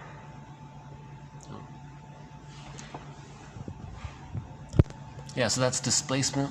We'll do more on it. Actually, I could do a review in the next video. Well, since we're on the topic of displacement, I have another one coming up tomorrow on displacement. Hold on a sec. Yeah, here it is here. Displacement. Displacement is a process by which one idea may surrender to another the whole volume of its cathexis, emotional connection, life force attachment. Right? Cathexis means you're emotionally bonded, right? Your attachment, right? So displacement is a process by which one idea may surrender to another the whole volume of its life force, right? Life force connection. This dynamism was first discovered in the study of dreams, right? And then was found to be a dominant characteristic in the obsessional. Okay, then it goes on. So we'll pick up on this tomorrow on displacement. So we'll follow up with that one on displacement. Okay, condensation.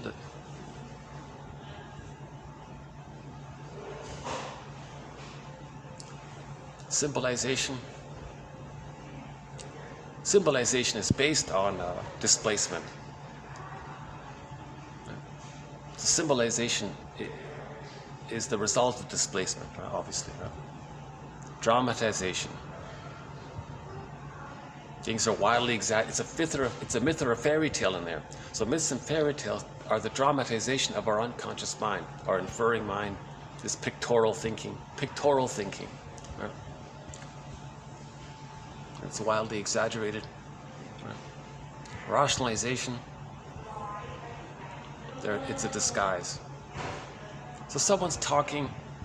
Their slogan is, if you can't dazzle them with your brilliant narcissistic speech, then confuse them with your nonsense. And then because if you confuse them with the nonsense, you made them passive, then they submit, right? What's he talking about? I don't get it. Oh, I give up. That's what they want. Right? So you don't question them, right? So a lot of this confusing, convoluted talk is in that area, I think. Oh, you confused them. So the PR slogan is, if you quote, according to Dell, he interviewed a PR guy or something. If you can't quote, if you can't dazzle them with brilliance, baffle them with bull, he said. You know. So that's in the service of rationalization, to provide a disguise or a cloak for the use of another defense mechanism, such as projective identification, reaction formation, right? The splitting defense, for which springs forth the prejudiced personality and all of the prejudice with that, and so on, right? Projection, of course. So underneath the rationalization, you'll find displacement, projection, all of these so-called all of these archaic maneuvers of the mind, tricks of the mind that the baby adopts, and they're still being used. They're still being used. Again, back to 31. Because these maneuvers of the mind had been so successful in protecting the baby, they became solidified, no longer adaptive, and now causing problems. Okay, that's the dysfunction, right? Rationalization. The one about birth trauma, still an undeveloped thread. Otto Rank took a lot of slack for his theory about birth trauma. But I'm open-minded to what Otto Rank is saying because of that book called The Double. That's a great little book, The Double. So I'll eventually get around to reading his other material. But Klaus and Kennel make a huge point about birth trauma.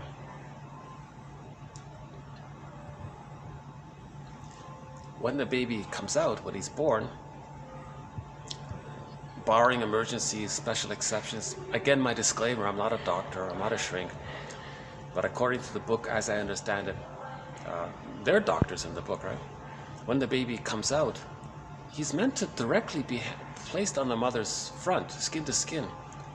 No removal. The cord stays, the placenta stays. The smells stay.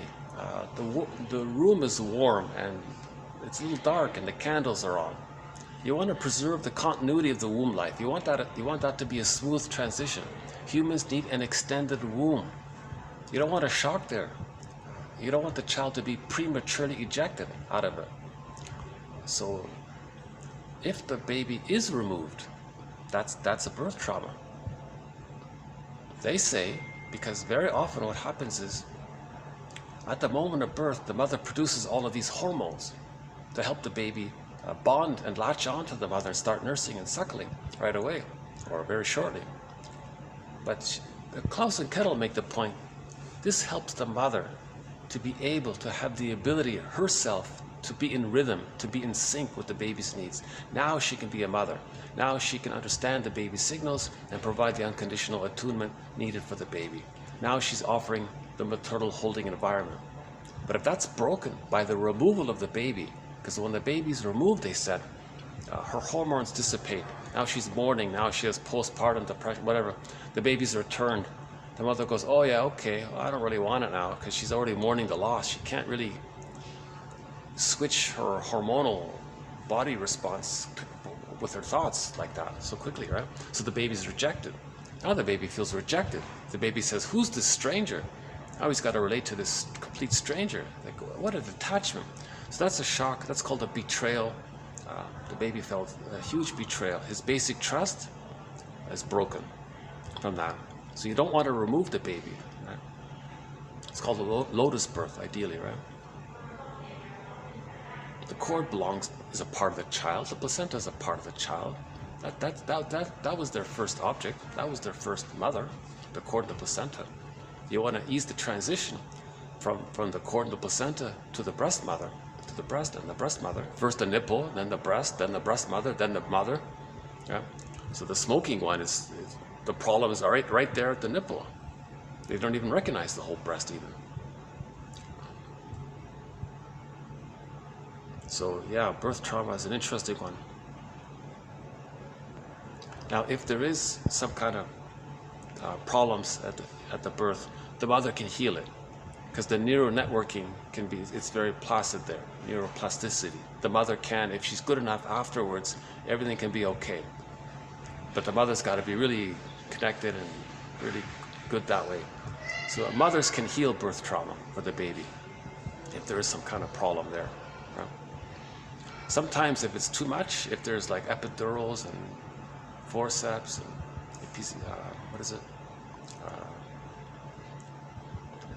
other procedures that take place, the mother might not be able to, some mothers may or may, depending on a variety of factors, maybe the mother can't heal it. Because if the baby had prenatal distress syndrome and he was already traumatized while in the womb, right? He was already frozen in the womb, like not frozen, emotionally, he was already scared in the womb. He was too sensitive, wounded already. Now there's complications at birth. The combination of the two, maybe the mother tries her best, maybe she can't do it, right? So prenatal distress syndrome, the image of that is Mr. Dis in Divine's Comedy. The cord, the placenta, create an image around it, you got Mr. Dis. Right? That the three long necks represents in the cord, the 3 veins there. And the placenta is the body. Just a theory about that one. That's a tough one. But Divine's Comedy expresses it according to one interpretation. So that's a symbol that there was problems, that the mother was stressed while she was pregnant, called prenatal distress syndrome. A whole branch of psychology has sprung forth called perinatal psychology in this area. The mother went to a heavy metal concert. The baby was kicking. Oh my, the kicking doesn't mean he's going to be a famous soccer star, football star. Right? Kicking the ball on the ground that one, whether it's called football or soccer. Right? The mother was very disconnected. She didn't get that the cord was twisted and wrapped around the baby's neck and he was having oxygen problems. He wasn't breathing. He was frantically kicking to try to unravel the cord or free himself from the cord. So the baby felt very stressed in the womb.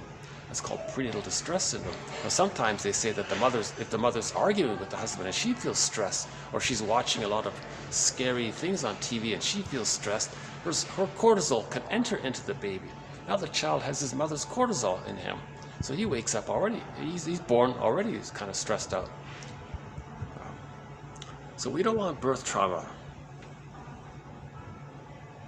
If there is birth trauma, Rank says, in the therapy situation, maybe it's maybe he means it metaphorically a little bit. Maybe he's just trying to convey the importance. He says object hunger.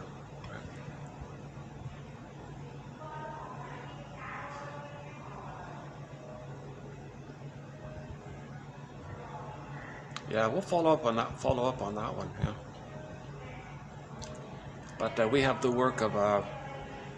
We did a couple of quotes from the book Knowledge of the Womb. That was a good one. Knowledge of the Womb. A few quotes from Ludwig Janus. Is it Ludwig Janov? I think. Janus or Ludwig Janus or Janus Ludwig Janus. We have a few good quotes from him. Called prenatal trauma or something. A guy named Francis Mott talks a lot about this. Frank Lake? Is that the one?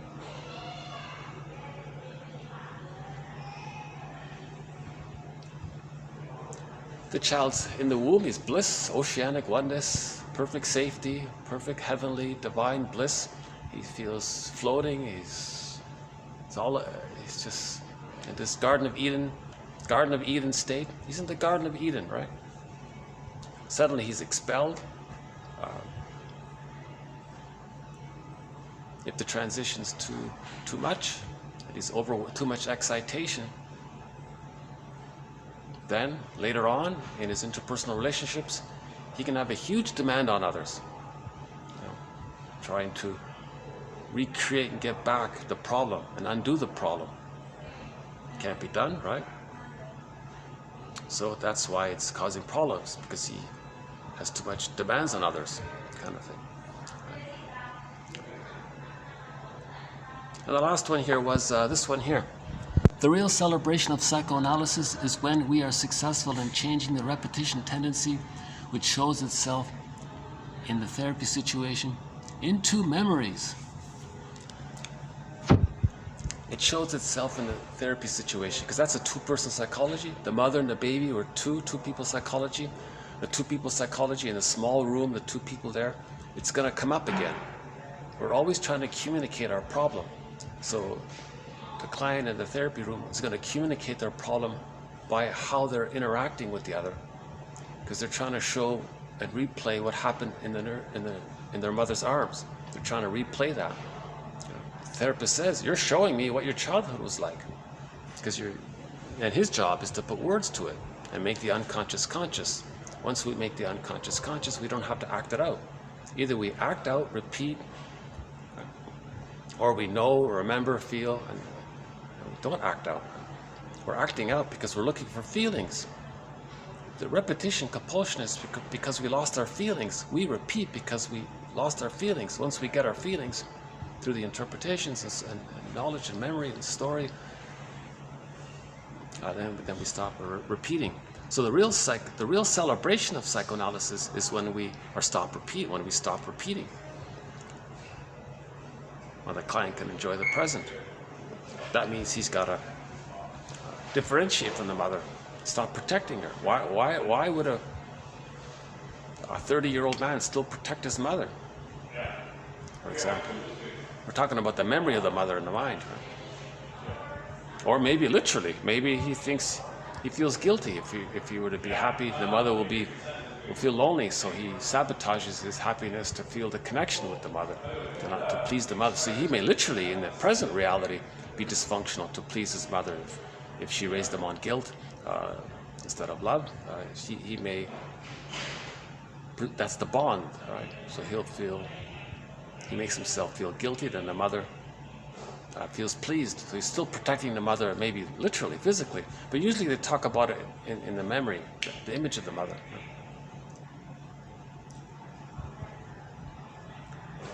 Okay, so this has been TQ 2300 to 2310. Some pretty, I think these are pretty good quotes here.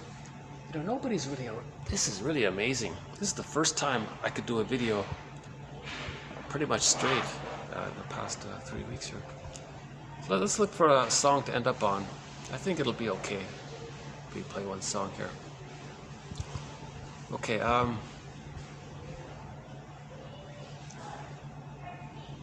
considering this environment here, let's play a song that's not too loud here.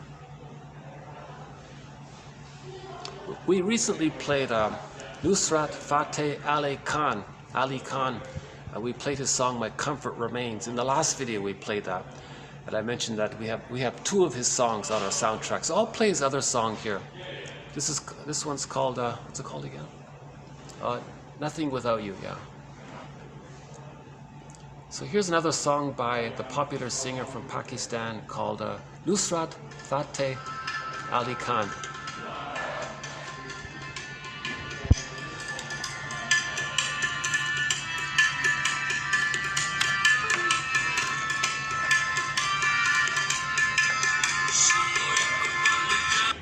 Oh, what happened here? Oh, that's too bad. Oh, it got locked out. Oh, hold on a sec. Just give me a minute to get back the song. Yeah, I have a really old laptop here. It's kind of backs out on me quite a bit. Hold on a sec.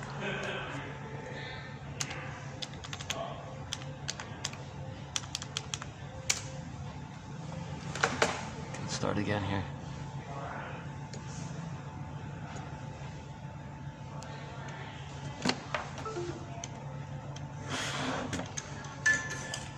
Okay, Nusrat Fateh Ali Khan, Nothing Without You.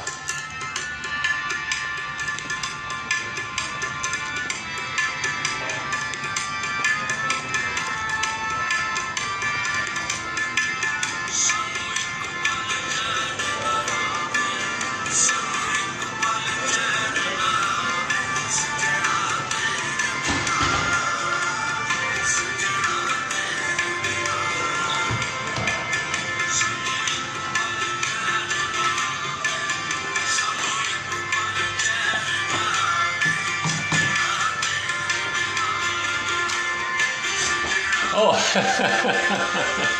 Got a mirror up there.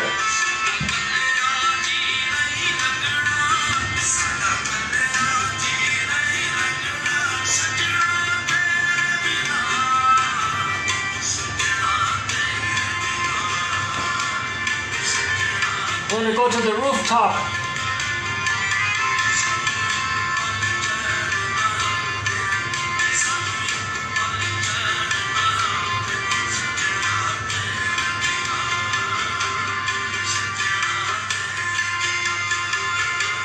No smoking. No smoking. So if there's a fixation,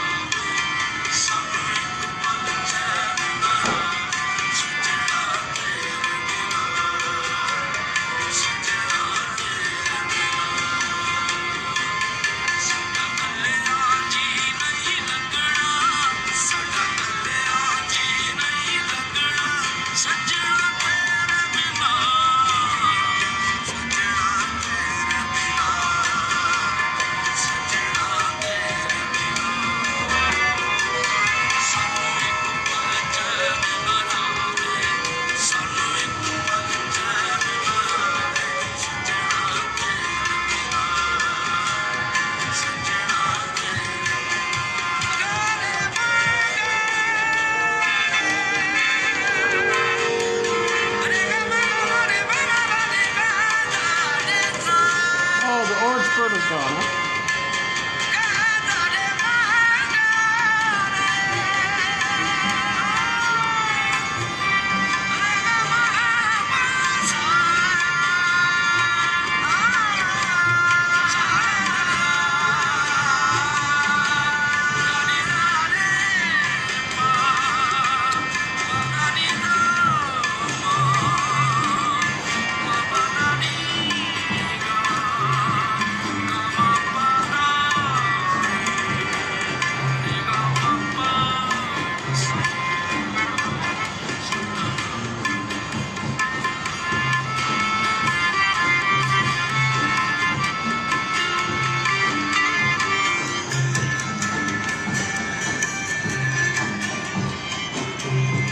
Okay, so thanks very much. I'll see you in the next video. This has been TQ 2300 to 2310. Bye for now.